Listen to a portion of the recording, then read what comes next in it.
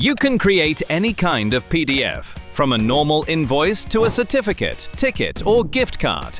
The easiest way to start is to pick a template or use AI. In the AI section, you can describe your template or use a reference image and the IA will create the template for you.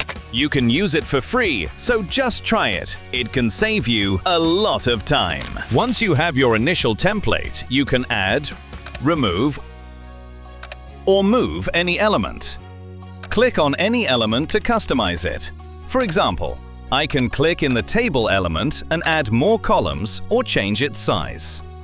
I can also go to the Style tab to change the colors, fonts, etc. The three blocks that you are going to use the most are for sure Invoice Detail, which is this one, the Field block, which can display any particular element, like the invoice date, and the Text block, which can display any text. You can also add fields in the text, by the way. You are probably also going to use custom fields, which are used to display information from other plugins, or create your own elements, like, for example, your own custom table that display a breakdown of all the taxes. Once you have your template ready, the next step is to configure what you want to do with it. Like, do you want to email it automatically to your customers, to yourself, or you just want to be able to view it whenever you need it?